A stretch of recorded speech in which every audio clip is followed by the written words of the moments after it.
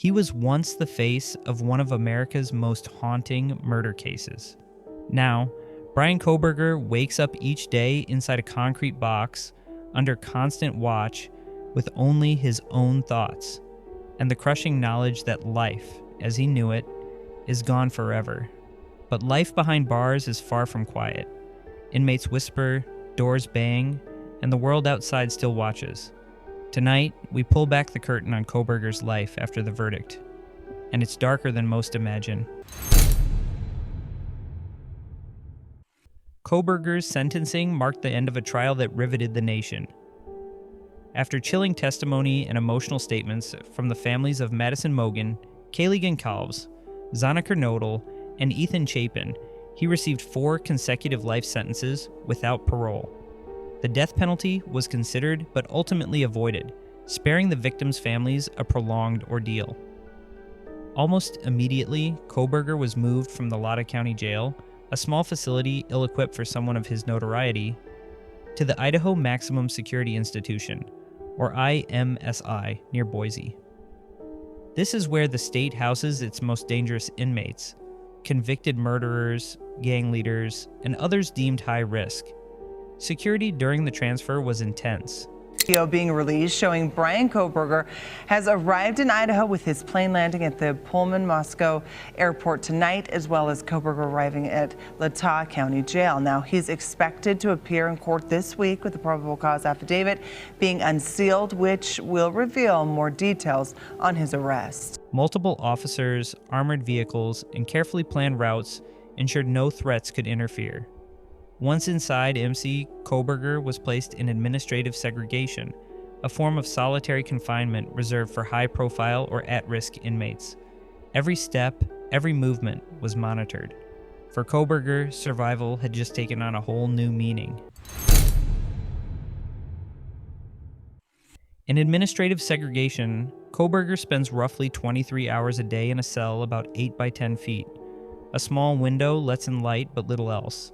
Meals arrive through a slot in the door, showers are isolated, recreation occurs in small caged areas, and interaction with guards is purely procedural. Prison rules limit personal items, leaving his world mostly bare. A steel bunk, a small shelf for legal papers, and cold concrete walls. Experts warn that this level of isolation stretches time and blurs reality. Days merge into nights, and weeks feel endless. For someone who thrived on study, discussion, and mental stimulation, this silence is its own punishment.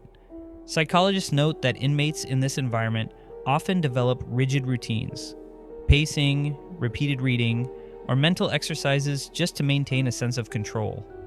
Every day is the same, yet every day is a test of endurance.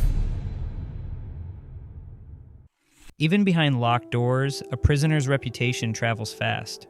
Word spreads quickly inside MZ. Everyone knows who Bryan Kohberger is, and in prison, notoriety can be deadly. While high-risk inmates are separated, verbal harassment is harder to prevent. Guards report that high-profile prisoners often endure shouting, banging on doors, or threats from neighboring cells. Insiders say Kohberger has already experienced verbal abuse, though exact incidents remain unconfirmed. Some inmates see him as a trophy target, a way to earn status by taunting someone infamous. This is why administrative segregation exists, to protect him while acknowledging that fame in prison is dangerous currency. Each day behind these walls is a balance between survival and isolation, and Kohberger must navigate both without a misstep. Kohberger's legal story didn't end with sentencing. His defense team has begun laying the groundwork for appeals, challenging how some evidence was collected, including genealogical DNA databases. Legal experts say his chances of overturning the conviction are slim, but for Kohberger, appeals represent one of the few connections to the outside world. Through lawyers, he can still fight, strategize, and maintain some semblance of agency in a life otherwise dictated by rules he cannot control. What does a day in Kohberger's life look like? He wakes before sunrise, roused by the routine noise of the prison. Breakfast comes through a small slot in the door: oatmeal, fruit, or powdered eggs. The day stretches endlessly. He can read, write, or review legal notes. Recreation, when allowed, is limited to a small caged yard. Here, he can pace, do basic exercises, or stare at the sky. A rare glimpse of freedom. Psychologists say inmates in isolation create coping routines, repeating physical exercises, rereading the same book, or mentally replaying memories. Kohberger's mental state remains private, but the shift from independent, college life to near total confinement is among the most extreme transitions a human can face. Every moment is a test of patience, focus, and endurance. For now, Bryan Kohberger's world is concrete, steel, and silence.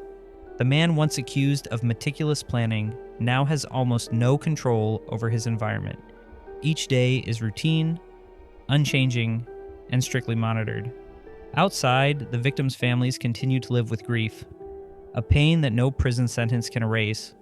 Public interest in Kohberger remains high, and any movement, appeal filings, prison incidents, or news coverage is scrutinized. One thing is certain: life as he knew it is over. Survival behind bars is no longer about freedom or choice. It's about enduring each day, one locked door at a time, in a prison where the outside world still watches, judges, and remembers. What do you think life is truly like for Bryan Kohberger right now? Should high-profile inmates remain in isolation or face the dangers of general population? Share your thoughts in the comments below. And if you want more deep dives into the world of true crime, prison life, and high-profile cases, subscribe and hit the notification bell. Thanks for watching. I'll see you in the next one.